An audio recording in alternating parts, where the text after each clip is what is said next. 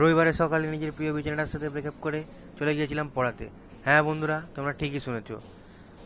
যার জন্য গেছি পড়াতে সেই দেখি এখনো ওঠেনি। তারপরে ইড়িং বিড়িং চা খেয়ে তাকে পড়িয়ে নিয়ে বেরিয়ে পড়লাম নিজের বাড়ি আসার উদ্দেশ্যে। রাস্তায় দাঁড়িয়ে গাইজ এত মাথা যন্ত্রণা করছিল, ভাবছিলাম এই ইড়িং বিড়িং পড়ানোর জন্য শীতকালে সকালে আমার ঘুমটাই চলে গেছে। আর সাথে ছিল এই শীতকালে আমার পড়াতে যাওয়ার সাথী, আমার 1.5 কোটি টাকার কেটিএম। হ্যাঁ বন্ধুরা, এই হচ্ছে আমার কেটিএম। তারপরে বন্ধুরা ঘরে এসে দেখি তৈরি হয়ে গেছে ডিম টোস্ট। হ্যাঁ বন্ধুরা, এই ডিম টোস্ট খেতে আমার খুব ভালোই লাগে। যাই বলো, রবিবারের বেলায় এরকম ডিম টোস্ট খেতে কার কার ভালো লাগে তারা একটু কমেন্ট করে জানিয়ে দিও। তারপরে বন্ধুরা আমার এটাকে দেখে খিদে আরও খুব বেড়ে গিয়েছিল। আস্তে আস্তে এটাকে ছেড়ে নিলাম। ছেড়ে নিয়ে সসে লাগিয়ে নিয়ে আস্তে আস্তে চালান করে দিলাম এটাকে আমার পেটের মধ্যে। এটা খাওয়ার পরে ঠিক আমার রিয়াকশনটা ছিল, হ্যাঁ বন্ধুরা, তারপর এটাকে শেষ করে আমি একটু আয়নার সামনে ঘুরঘুর করছিলাম আর কি। তার দেখছিলাম কতটা বাড়লো আমার ফ্যামিলি প্যাকটা। হ্যাঁ গাইস, তোমরা আমার ভিডিও দেখছো কিন্তু লাইক করছো না কেন? একটু করে দাও লাইক আর সাবস্ক্রাইব। লাইনের ছেলে তো ভাই নাকি। তারপরে ওদিক থেকে হাঁক এলো।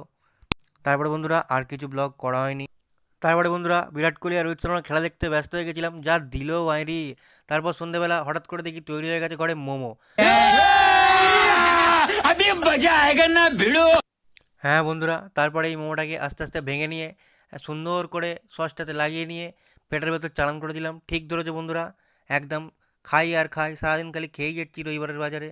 তারপরে বন্ধুরা এটা খেতে খুব সুন্দরই হয়েছিল, এটাকে দেখে আমার খুব ভালোই লাগলো। আর বন্ধুরা এটা যে বানিয়েছে সে পুরো একদম आग लगा दी आग लगा दी आग लगा दी आग लगा झूठ बोल रहा है। আর বন্ধুরা এরপরে খাবারগুলো আমার সামনে এমনভাবেই আসছিল ঠিক যেমন কোহলি আর রোহিতের ব্যাটের কাছ থেকে আসছিল ছয়। ঠিকই শুনেছো বন্ধুরা, খেলাটা দেখতে দেখতে তারপরে পকোড়াটা আমি খেয়ে নিলাম। यही नहीं, अभी और सुनिए। হ্যাঁ বন্ধুরা, পকোড়াগুলো আমি ঠিক এমনভাবেই খাচ্ছিলাম যেমন টেস্ট ক্রিকেটটাকে খেয়েছে গৌতম গম্ভীর। ঠিকই শুনেছো তোমরা।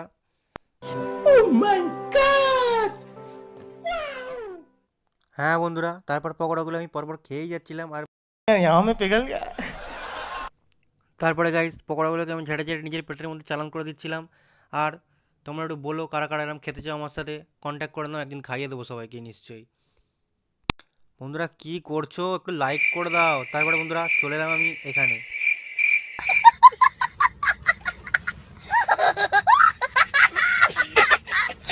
পরের ভিডিও দেখার জন্য একটু সাবস্ক্রাইব করে দাও। ব্লগ শেষ, বাই।